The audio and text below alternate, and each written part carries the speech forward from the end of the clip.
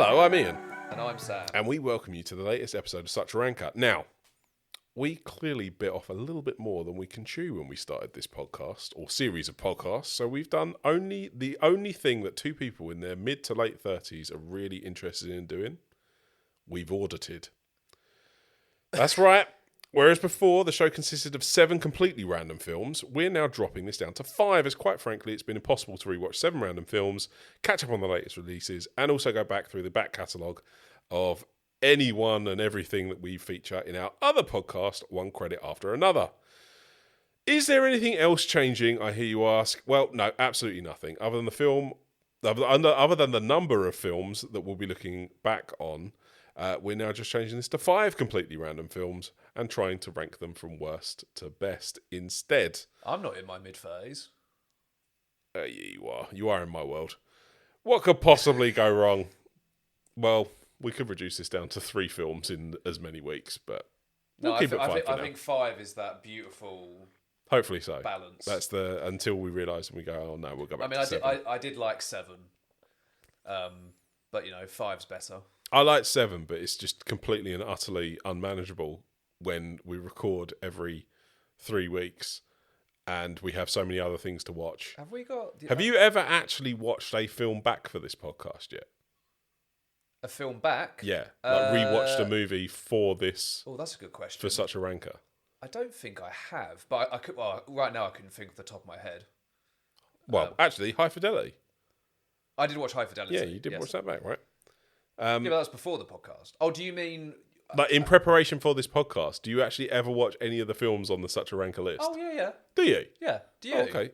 Literally, I try and watch them religiously, otherwise I don't remember them. I can't... It's hard to watch all of them. Yeah. But I do watch... That's why I'm thinking the 5 might work a bit better, right? Like, when you got 5 films to watch, it's a lot more manageable than... I mean, I know it's 2, but it's only 2 less. It's almost like this should be called now the Deep Dive 5. Yeah, ironically, right?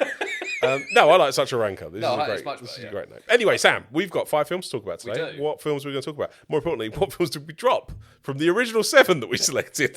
What films did we drop? Yeah. Oh, we dropped Blue Jasmine and... A Hidden Life. A Hidden Life. That 3.5 hour wonder. Any reason why we dropped that one? Trying to find 3.5 hours to rewatch that? Well, we watched that film back in the day. At Cineworld. Well, I don't even think it was a Cineworld. I think was it not Empire at that point, or it was? No, it was Cineworld. Oh, it was Cineworld. And I thought the film was very good, and if I watched it back now, I'd probably enjoy it more because I could go to the toilet. Yeah, but it's a very long film. Oh, I definitely don't think it's not one of those things that I would hate rewatching. Yeah, I think I would actually quite like the idea of watching it. But I mean, when was the last time you had 3.5 hours just to watch a film? Probably when we watched A Hidden Life. Yeah, way back when. But it's Terrence Malick, it's legend. Exactly. Anyway, so the 5 films we did actually watch. So where should we start off? High Fidelity. We should start with High Fidelity. High Fidelity. Mainly 'cause it's at the top of the list. 2000s. That's a pretty... Yes. Start from the top, right? Yeah. Can you believe that 2000 was 25 years ago? I know, it's crazy, isn't it? And John Cusack, who is the star of this film, what happened to him? Oh, I know, right? What has happened to this guy's career? Like, just completely... evaporated. He did 2012, and that was it. It must have been leading up to 2012, because what was it? He did a film about Brian Wilson. He did Identity as well, didn't he, around this time? No, what the James Mangold film? Yeah. No, that's 2003. No, but that's what I mean. It's around, like, the 2000s. If we're leading up to 2012, when then he just disappears. Yeah. Well, I don't know. I feel John Cusack is very much a man who stays in the reality of his films, where you can kind of relate. I don't think I could see John Cusack playing Iron Man. No, that's fair. Or that kind of, he's very much a man of his time. Yeah. And High Fidelity is a very high point. But High Fidelity, I was going to say, High Fidelity is a very high point of this man's career. If we also notably Grosse Pointe Blank as well, which goes massively underrated. Would you like to explain the plot of High Fidelity? Yes, it is a very obsessed man with a record collection who decides to rate his top 5 breakups after his current girlfriend walks out on him. Yes. It is. It's fabulous. I mean, we'll go into more context anyway, but that is the main overall plot of High Fidelity. Film 2 on the list, Sherlock Holmes, 2009. A Guy Ritchie movie. Guy Ritchie movie. Now, we'll probably get into this in a bit more detail, but this was during a very sad time for Guy Ritchie. He hadn't made a good film for a very long time up until this point. I thought you were going to talk about his divorce from Madonna. I mean, that happened as well at the same time, right? It's a Sherlock Holmes movie. Robert Downey Jr. coming off the back of Iron Man 2 years after Iron Man 1. Yep, Jude Law. Jude Law, very, very good chemistry. I think it's good. It's very palatable. It's very digestible. Yes. Yeah. It's one of my lesser favourite Guy Ritchie films. Yeah. But it's good fun and, very good fun. Number 3 on the list. Big Fish. Big Fish, 2003. We have very different opinions on this, it's don't the we? best film about a fish to come out of 2003. That I probably can't argue against. I don't know. Without a list. Finding Nemo came out in 2003. Did it really? It did. Oh, okay. Wow. Then it's definitely not the best film about a fish in 2003. Okay. Yeah, I think we've got mixed opinions about this. I think this would be a good one to talk about. Yes, I'm a big fan of Big Fish. Okay. I'm a middling fan of Big Fish. You're a small fan of I'm a small fan of Big Fish. Then number 4, we have 1997's Flubber. Now, this is, I think, Robin Williams' best ever film. I mean, go for it. About a green... You have the floor. But a green thing. What is... Oh, well, they explain it in the film. It's like a mixture of rubber and flubber. So, not to give anything away, that's literally one of my questions. In the script notes, I've put, what is flubber? It's never really told. Is it a polymer? Is it a power source? Is it a weapon? Fuck knows. That is my notes. Robin Williams explains it. He does explain it several times. It's in the rubber movie. and something else, and it's mixed with flubber.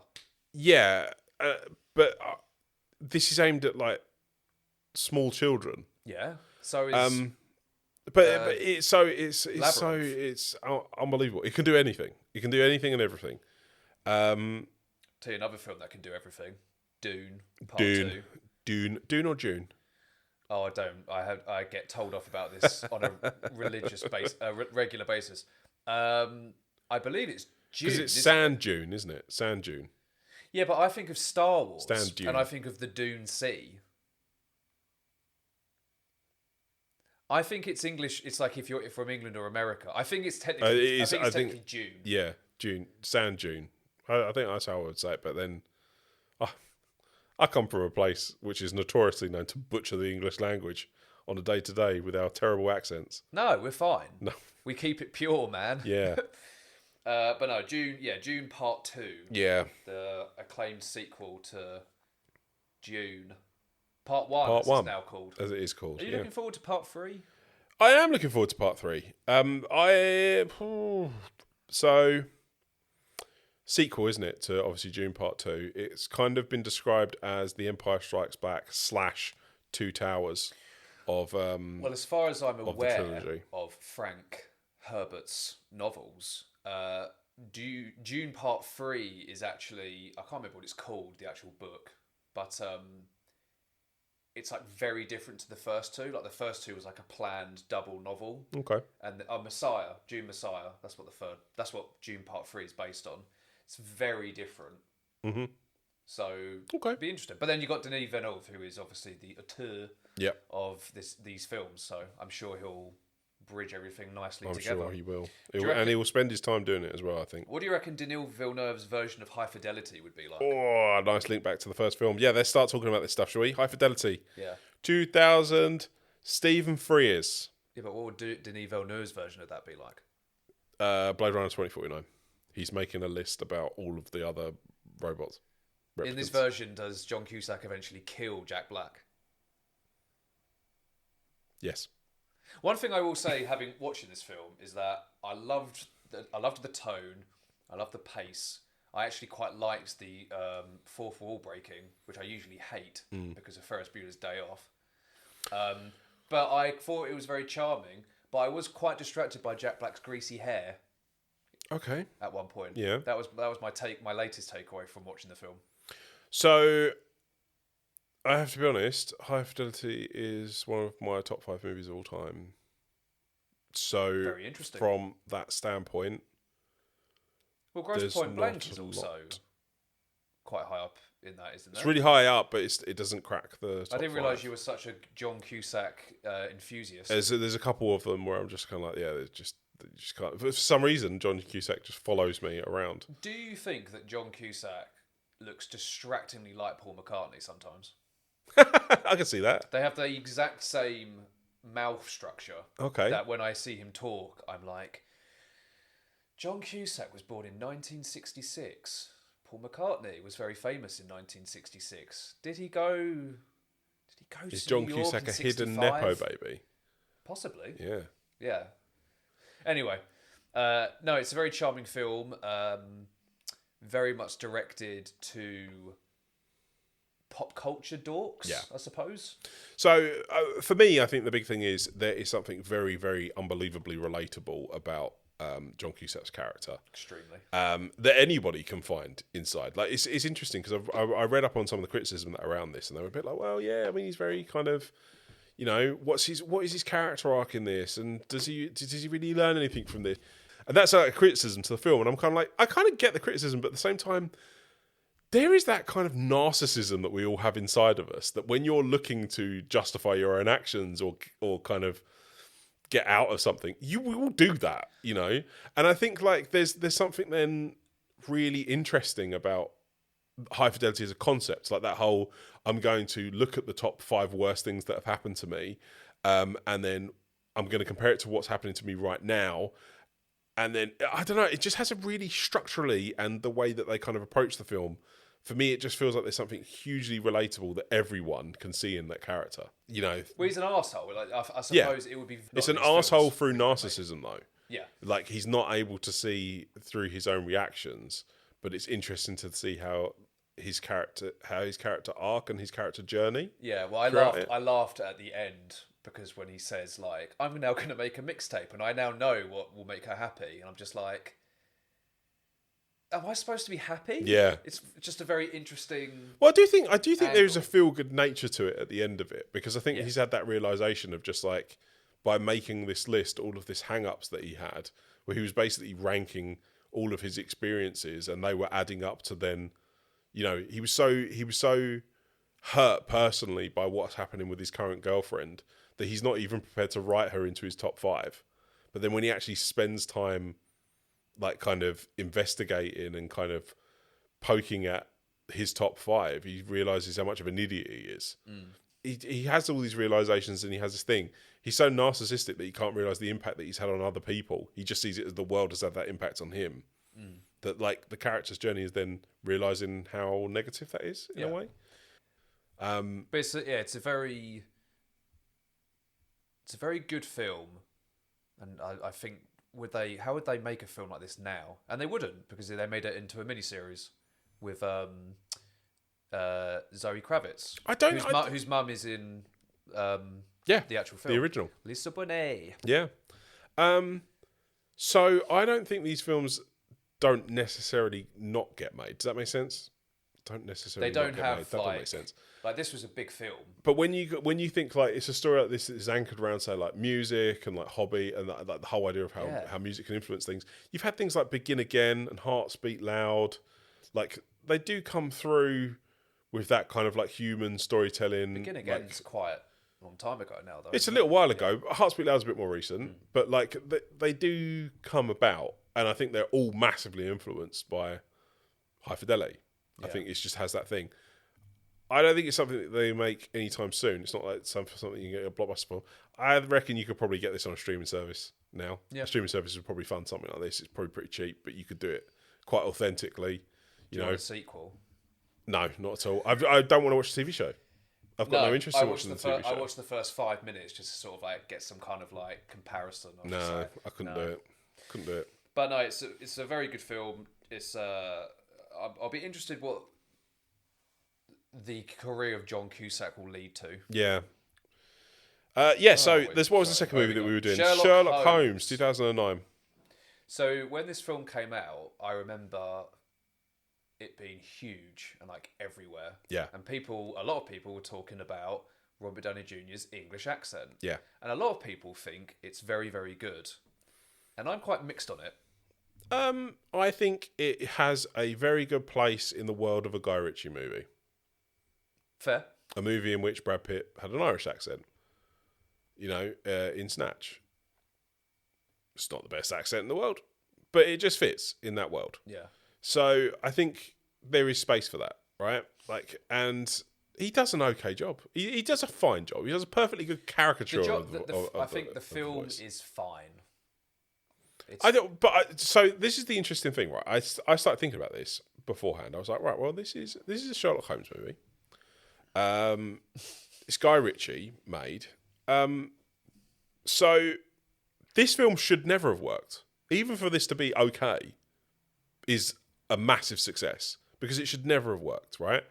I started listing other movies where I kind of thought, well, what is like the equivalent of this now, right? Like what other movies are out there that kind of come close to this? And I kind of thought something like The Last Witch Hunter, not a great movie.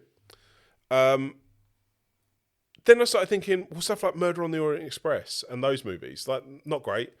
Abraham Lincoln Vampire Hunter. Oh, bit of a weird one, that one. That came out the same year as the Lincoln film with Spielberg. Brilliant. Which I just find hilarious. Van Helsing.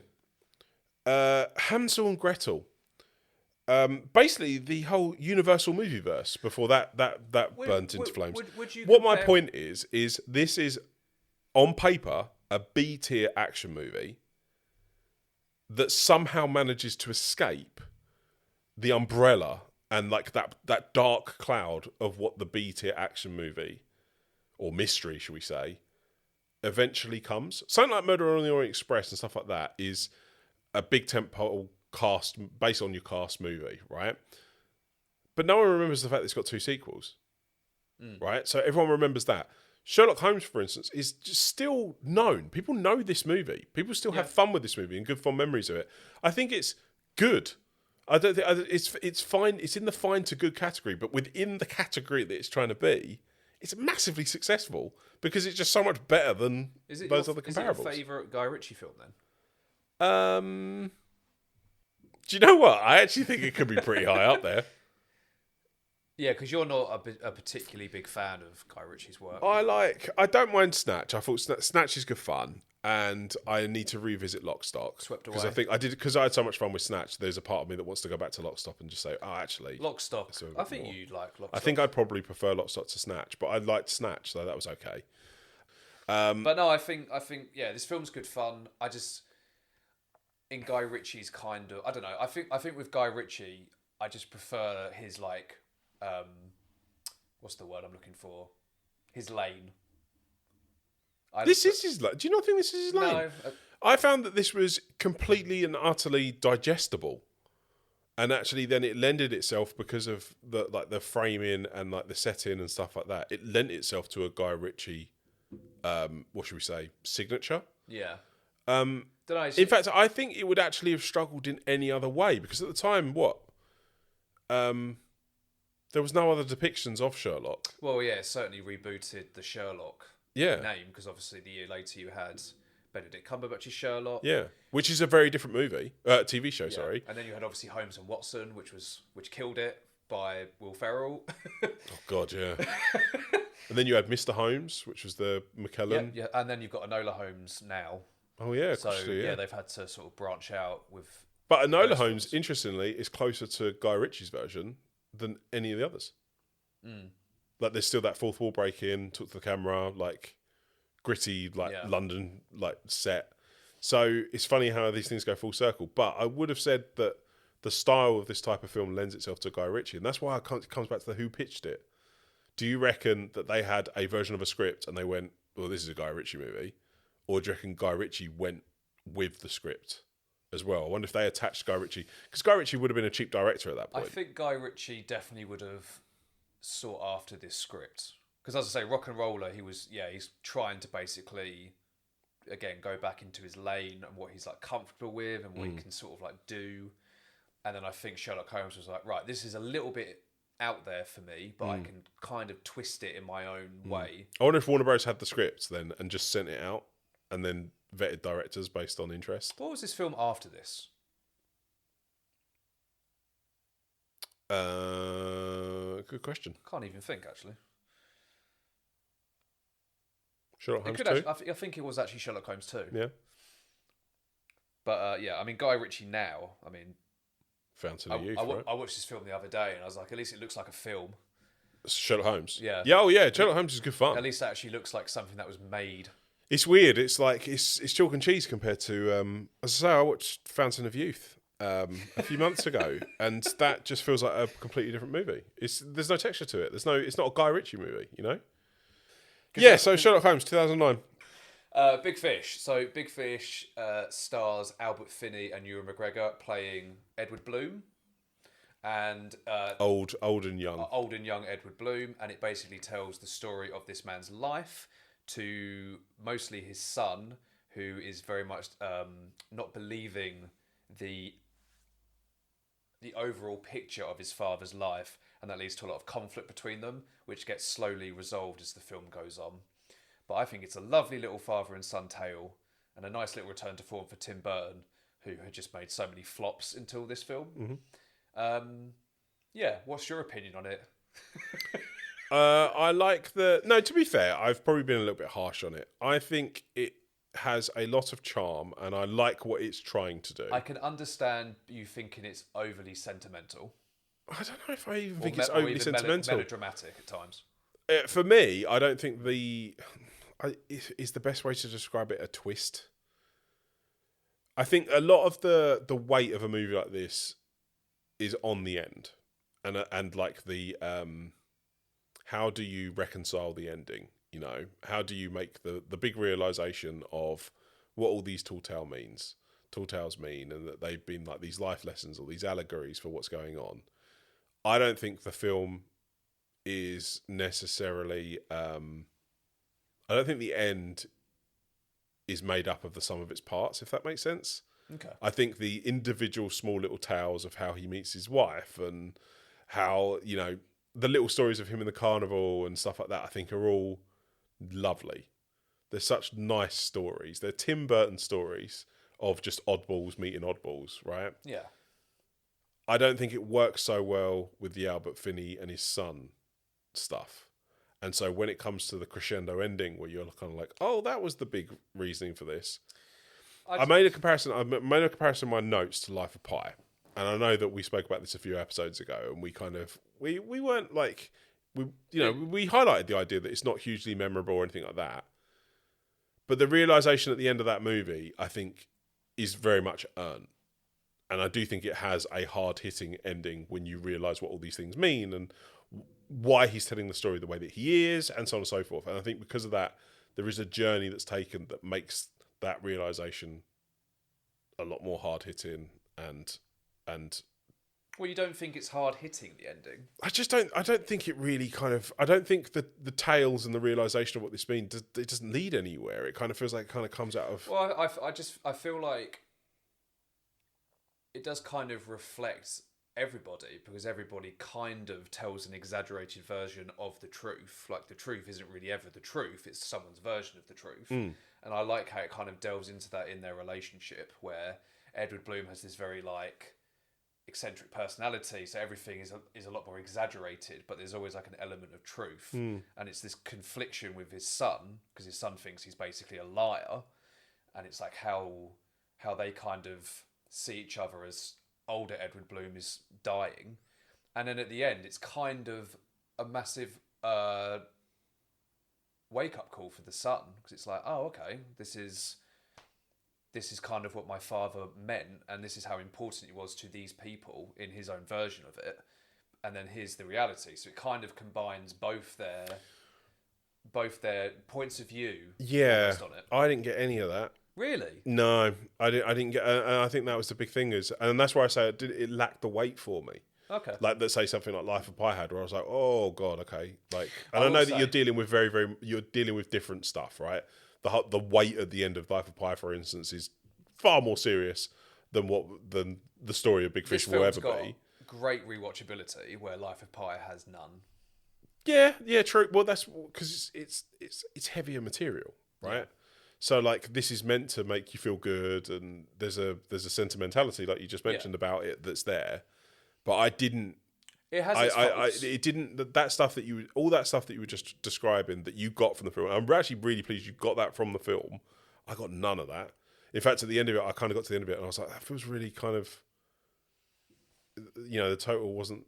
I can't remember the saying, but it was not. It did not equal the sum of its parts. Yeah. Because I did feel that the individual things, which actually Tim Burton, this is directed by Tim Burton, does very well. Is that like kookiness, and he can tell the tall tales because he lives in that world. Yeah.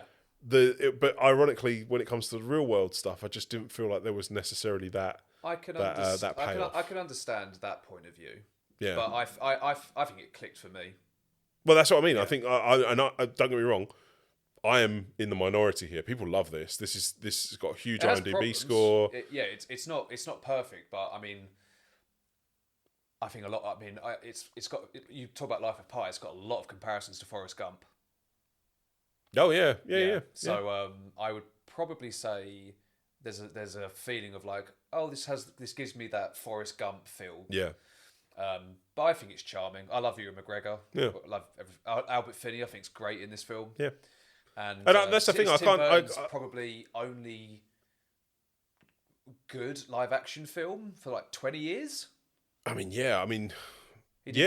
actually after this, arguably the only film that he made after this that was any good at all was Corpse Bride. Frankenweenie, is that what it's called? And Frankenweenie, yeah. And then before this, it would have been Sleepy Hollow. God, yeah. Planet of the Apes. Another Mark Wahlberg. That's a good classic. one. That one. It's really interesting. It's really hard for me. You know, like how we have some episodes where it's just like, no, I really hated that, and you're like, I loved it. Well, give it 5 minutes. Give it a couple of minutes. Stumbling into the next one. But this I can't argue against it because I genuinely think the intent behind it is so kind of nice. Do you think it's schmaltzy? Do you think you just think it's too? No, I don't. I don't worry about schmaltzy. Yeah. In fact, if anything, I kind of welcome it in movies because you just kind of think to yourself, well, where else are you going to have that? You know, real life doesn't have that. Like, books can have it, but you know, where else is there a medium, for instance, where you can go? Video games don't do it. So let's have space for this. You can tell nice stories. Was this the first Ewan McGregor starring role in American films that I try to actually think now? Because he did Star Wars, obviously, but that's supporting. Yeah, possibly. Was this off the back of one of the Star Wars films? This is after Attack of the Clones. Oh, okay. So by that point, I've definitely. You could bank on him being a lead. Rouge. Oh yes, he's in that. That's 2001. I believe. Yeah, well, it's got to be around a similar time. He should have been in The Beach.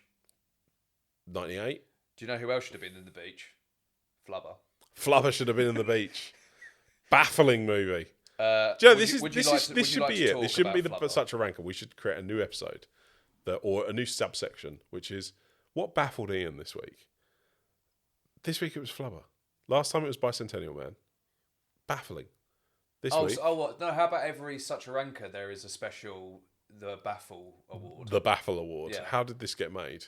Yeah. One week we should talk about Surfer Dude, the Matthew Awards, McConaughey movie. But the Baffle Award. Just a picture of you. Flubber. Picture of you yelling. The thing is, it's so baffling it can't make me yell. So I can't get angry at this because there's a point where I'm just like, this movie would never get made now. I'm going to say this. It's a film about little green goo, and Robin Williams is like playing around. I don't hate the film, but it is like bad. Do you know what I mean? The opening of the film, it's like who I can't get. I mean, Flubber's quite funny in a way. Yeah, but even then, it's like what? Like the opening of the movie is Robin Williams has such a bad memory that he's missed his wedding twice. Yeah, because they're now about to get married a third time, but his memory is so bad that he then forgets again because he gets waylaid and distracted over the science project that's happening for him to create Flubber. Nowhere else in the movie do they then talk about this memory loss. It is literally just introduced at the beginning of the film, and it's not referenced. Yeah, but it's to show that he's silly. It's his flaw. But this is the problem. He's too focused in his work. Yeah, no, memory loss isn't that. They frame it as a memory loss device. He's got a terrible memory. Yeah. And so the only way, the only real reason why it exists is so that his robot lover, that I could only really describe it as, is trying to tank the wedding. And then you do that, and then it becomes a different movie, because then for 50 minutes after that, they piss around with science, and then they have another hour that then you have to sit through. That doesn't make any sense. Honestly, Flubber is baffling to me. Like, no one wants to be there. John Hughes wrote it. He apparently then gives himself a role in it. But Robin Williams doesn't want to be there. Every frame of that movie, he could not look less enthusiastic about being there at all. In fact, if anything, it actually looks like he's kind of shackled to a 3-film contract, because he's got none of his personality that he has in everything else. It's the same year of Good Will Hunting. Unbelievable. It's just. I mean, what? He must have been given like a 5-film deal after like Genie in Aladdin or something, and this is the end of it. It's but it would never get made now. 93 minutes. 93. There's 93 minutes too many. Honestly, by the time they create Flubber, it's just like, have we actually got an hour of this left? So you wouldn't add this to Christopher McDonald's high points of the 90s, which there were many. Go on then. Thelma and Louise. Okay. Happy Gilmore. Mm-hmm. He played Shooter McGavin. Mm-hmm. The Iron Giant. Mm-hmm. Flubber. Mm-hmm. But you've put Flubber on that list. Yeah. No, absolutely baffling. I don't get. Most of my questions is, what is happening? Like, what's going on here? What is Flubber? These are all things that I wrote down while watching it. And literally, I think the thing that sums it up is, and I think we could actually kind of move on to the next film after this, is one of my comments is, what is happening? Someone gets hit in the face with a bowling ball, survives, yeah, but this, again, and then gets smashed in the face with it again. It's just. That's it. It's just a stupid kids' film. It's not a stupid kids' film. We don't know what the Flubber is, but it can power a flying car. Yeah. Baffling. The Flubber's even barely in it. It's a live-action Disney film. It's like, let's kick it out the window, but somehow it comes back to the house. Yeah, it's like The Changeling with the ball. Have you seen that film? The 1980s horror film called The Changeling. No, I thought you were mentioning the Angelina Jolie. No, that's Changeling. This is The Changeling. Oh, okay. It's amazing. It's one of the scariest films of my childhood. So, a man walks into his house, and then a ball just goes down the staircase, mm-hmm. and then he throws the ball into a river, and then goes home, opens the door, and the ball goes down the staircase again. Cannot tell you how traumatizing that was as a kid. Watch the film; it's brilliant. It's on Prime. Okay. Anyway, Flubber. That's it. I don't think there's really much more we can talk about it. Do you think Robin Williams is that bad? I don't think he's bad. I just don't think he cares. You said he's dull. I've just put he's dull in it. Like, he's acting under duress. He's acting under duress. He's got he doesn't want to be there. Like I say, he's contractually obligated. It's almost like he's gone, I really want to do that, and Disney have gone, no, you make this. Honestly, it's that's the only way to describe it. I wrote this down as I was writing it. I was like, he's there under duress. Oh, was it you who told me about the theory about Aladdin, where he was furious that they were going to sack people during the production of Aladdin 2 or something? Oh, I don't know. And maybe this is revenge. Maybe this because you created such a shit show during what's his name? The villain? Jafar's Revenge, whatever the second one's fucking called. Oh, mate, they're all great. We're going to punish you now by playing with some green goo. It's like you've got three films left. And you've got to act with the crazy lady from But this doesn't make sense. John Hughes wrote this. Yeah, but John Hughes was done by this point. Yeah, true. He also wrote Home Alone 3. Yeah, fair. Honestly, baffling. Absolutely baffling. A film that does not make any sense. I thought Bicentennial Man didn't make a lot of sense. It really doesn't. Right, so I will also point something out, and I hope our viewers don't take offence to this, but we've done back-to-back such rankers where we've basically done Robin Williams' worst films. I know. Patch Adams. I just want to establish we love Robin Williams. We absolutely adore him. Yeah. Like absolutely adore him. why this is why this stupid show exists, is so that we can take the crappiest films of someone's back catalogue and rank them against Dune Part 2. Yeah. Well, I don't know. I mean, you don't love Dune Part 2. I don't love Dune. Do you prefer Flubber? Oh, over Dune? No, that's a dumb question. Why is that a dumb question? You literally just said it's a stupid game. It is a stupid game. Don't blame the player, blame the game. But that's what's so stupid. I love this game and I hate it at the same time. I don't know why I thought of it. Dune Part 2. Dune Part 2. Fantastic film. I've got to be completely honest. I think one of the reasons why I have a much more of a fondness of the first film rather than the second one is because I don't remember much of the second one, and I've watched it recently. So I remember feeling somewhat whelmed by it. I will... well, you do kind of have to see it as a part of a whole. Yes.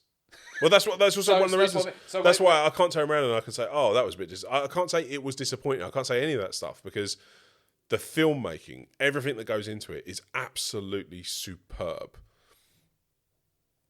Timothée Chalamet is a bit of a weird choice now, in terms of the grand scheme of things. Wonderful. I thought everybody else around him was great. Like Rebecca Ferguson is insane in these movies. Like she's so good. And so there was a lot of like moving parts. I remember thinking, I'm not really too sure where this is going to go, and this is obviously like you say, where it's the middle.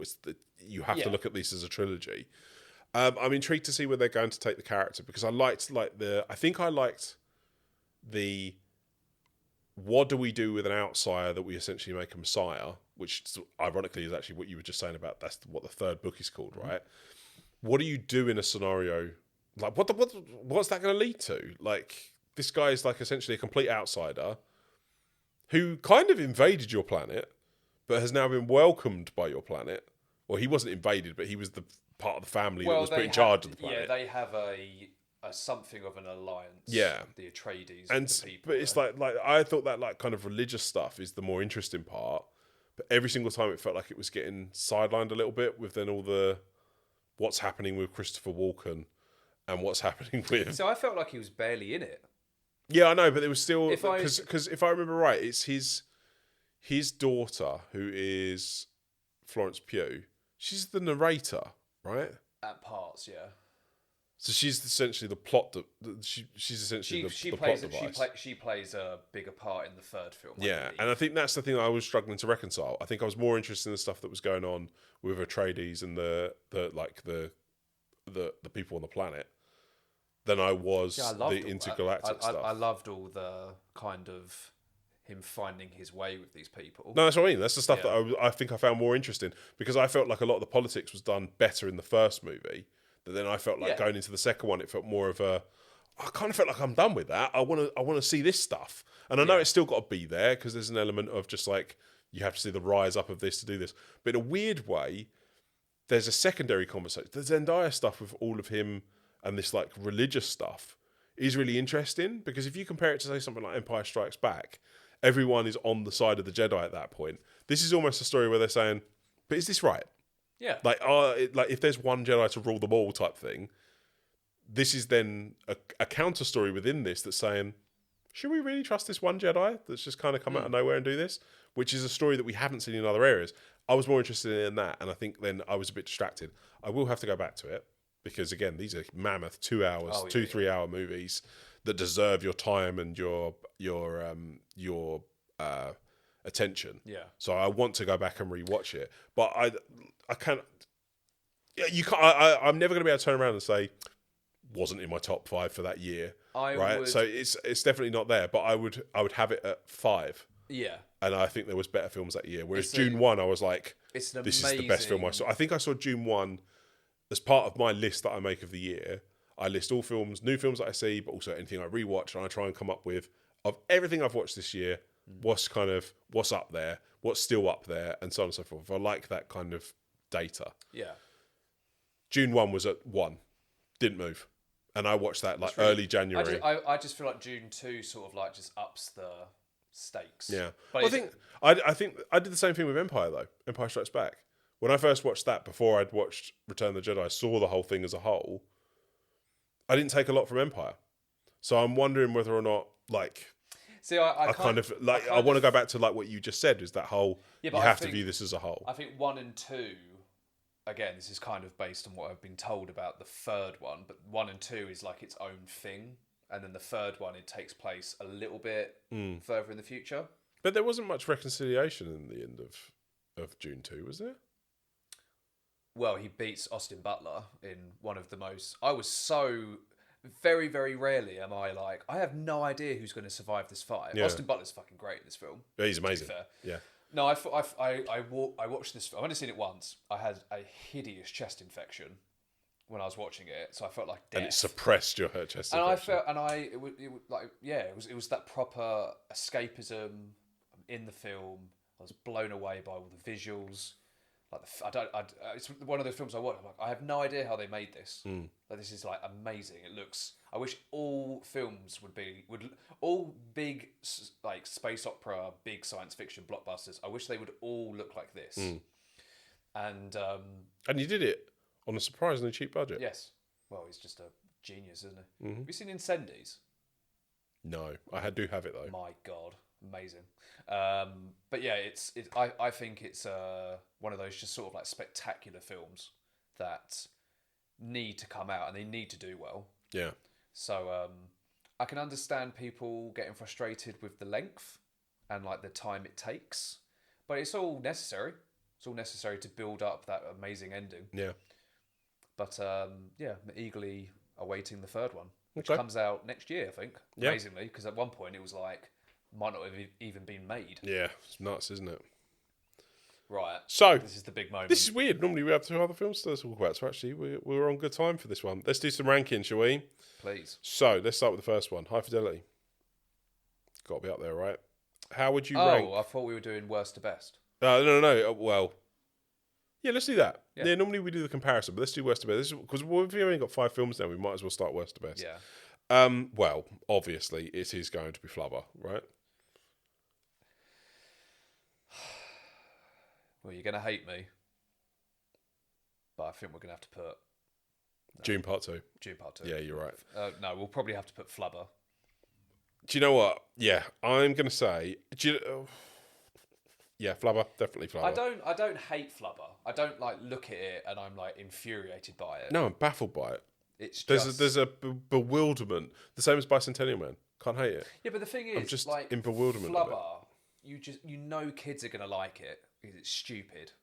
But like Bicentennial Man, like who is it for?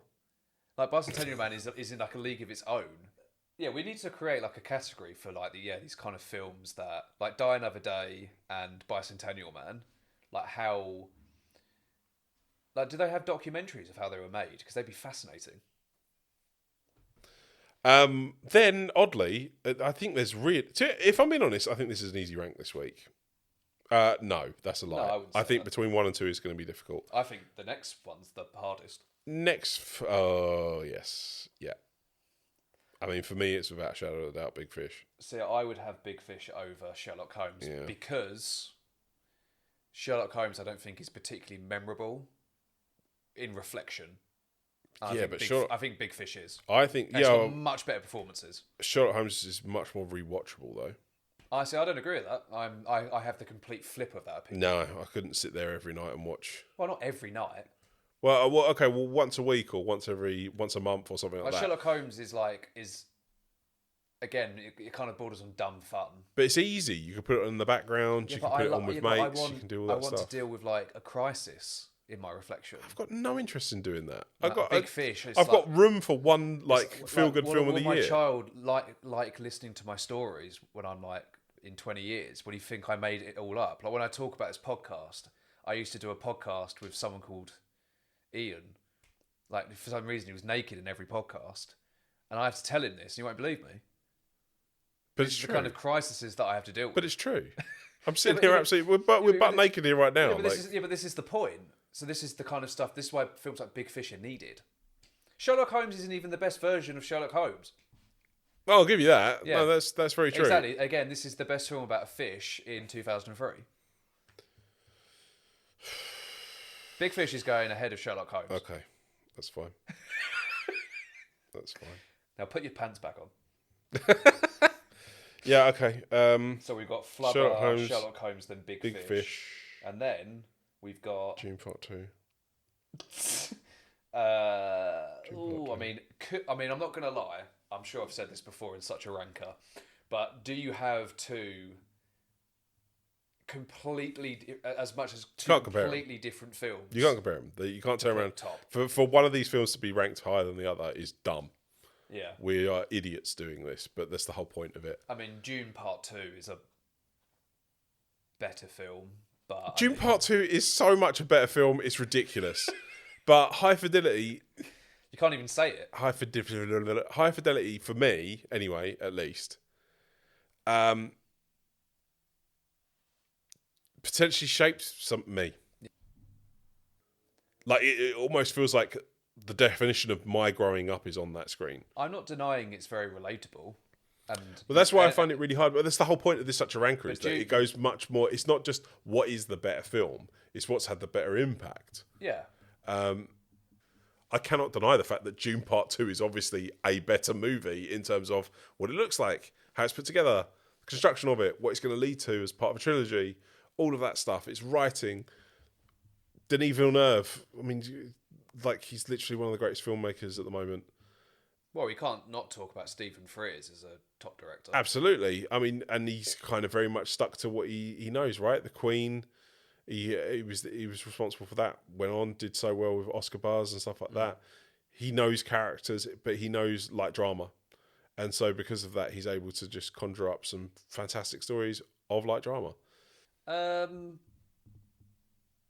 I rather watch High Fidelity? I don't know. It's very very hard to choose because you could literally go on for an hour about why it's hard to compare them.